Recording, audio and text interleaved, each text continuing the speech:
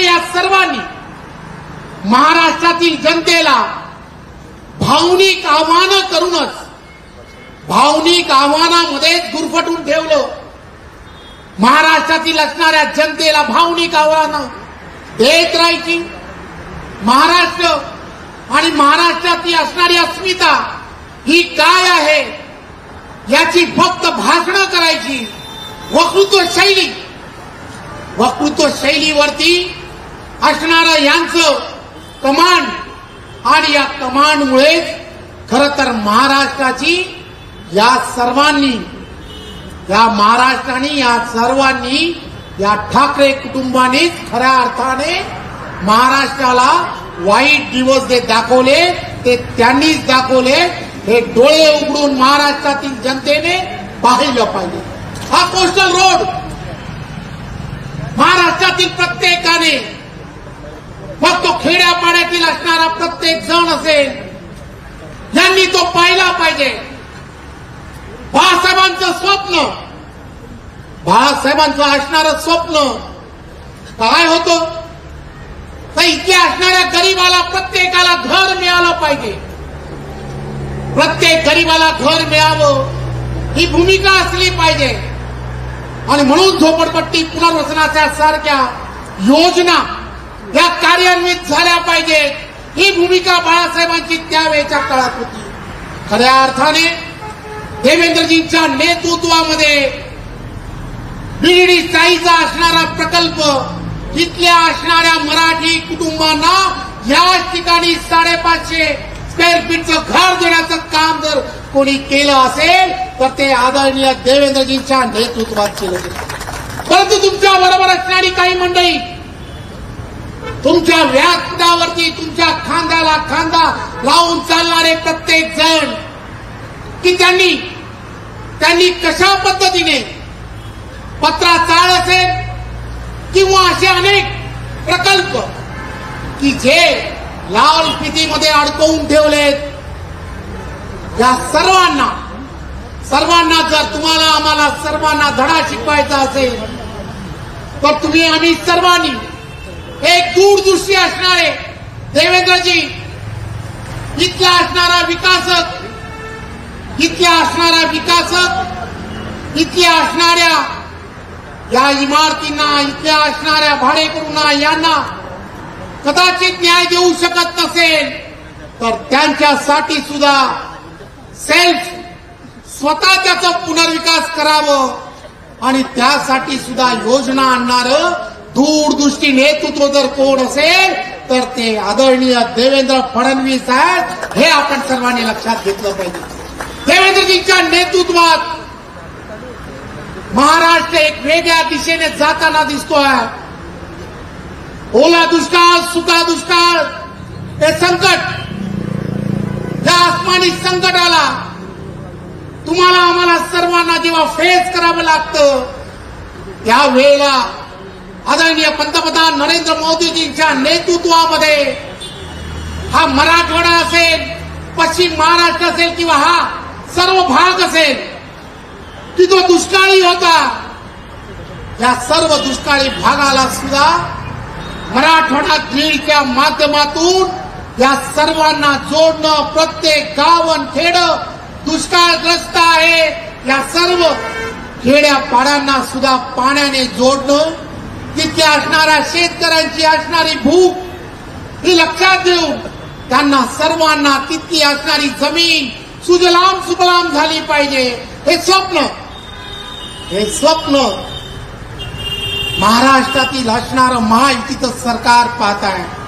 आणि त्यामध्ये पावलं उचलत आहे आणि म्हणूनच आज संपूर्ण महाराष्ट्र आदरणीय देवेंद्रजींच्या नेतृत्वामध्ये एक वेगळ्या पद्धतीने प्रत्येक क्षेत्र मग ते औद्योगिक क्षेत्र असेल या औद्योगिक क्षेत्रामध्ये प्रत्येक उद्योजकाला देशात विदेशातील असणाऱ्या प्रत्येकाला असं वाटतंय की महाराष्ट्रात येऊन आपले उद्योग धंदे थाटावेत उद्योगधंदे सुरू करावेत आणि म्हणूनच संपूर्ण देशामध्ये एफडीआयची जेवढी गुंतवणूक होते त्यापेक्षा जास्त गुंतवणूक फक्त महाराष्ट्रात व्हायला सुरुवात झाली. याचं कारण एक दूरदृष्टी नेतृत्व, एक खिडकी योजना, पारदर्शकता, एक चांगलं नेतृत्व की जे युवकांसाठी असं विचार करताय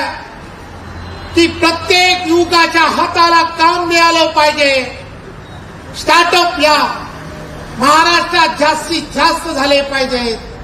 या सगळ्या गोष्टी तुम्ही आम्ही सर्वजण उघड्या डोळ्याने पाहताय. याची कोणी चर्चा करत नाही आहे. या विकासाची चर्चा बंद आहे. कोणत्याही योजनांबद्दलची चर्चा नाही आहे. महाराष्ट्र कशा पद्धतीने पुढे जातोय त्यामध्ये असणारी सजेशन्स हे देवेंद्रजी मागतायत. महाराष्ट्राला पुढे नेण्यासाठी तुम्ही पुढे या.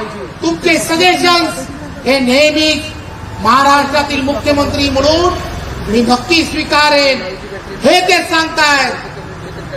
परंतु तुम्हाला नक्की काय हवंय?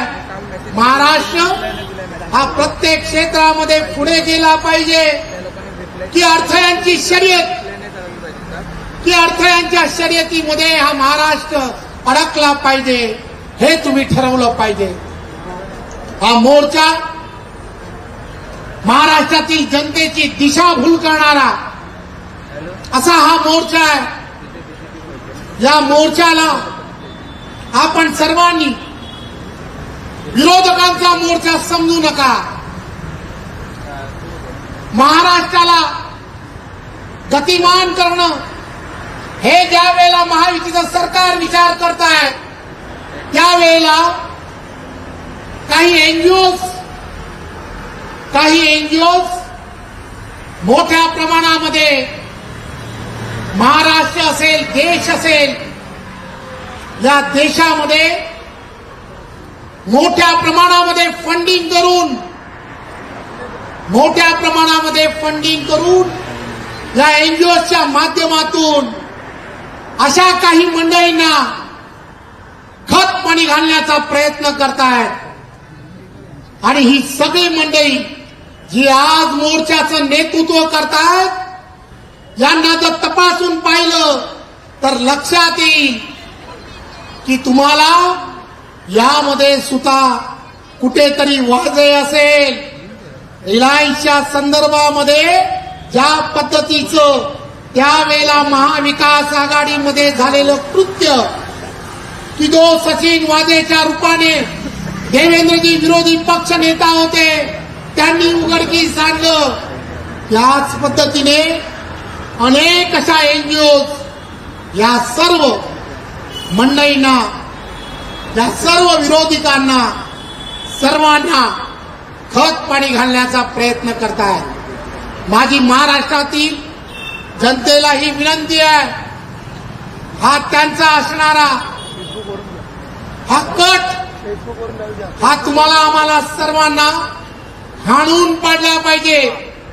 कारण एकमेव आहे की महाराष्ट्राला तुम्हाला आम्हाला सर्वांना एक चांगल्या दिशेने न्यायचा आहे.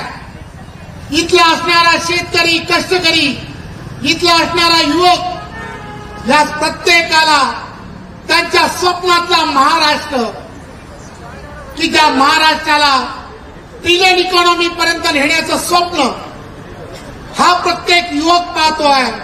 आणि त्या युवकाने सुद्धा त्या दिशेने विचार करायला सुरुवात केली आहे. आणि म्हणून उघडे डोळ्याने या सर्व आंदोलनाची असणारी भूमिका याकडे डोळे झाक करणं ही तुमची आणि आमची सर्वांची राष्ट्रीयत्वाचा विचार धरून चालणारे तुम्ही आम्ही सर्वजण, तुमची आणि आमची सर्व नागरिकांची, आपली सर्वांची भूमिका असणं हे अत्यंत गरजेचं आहे.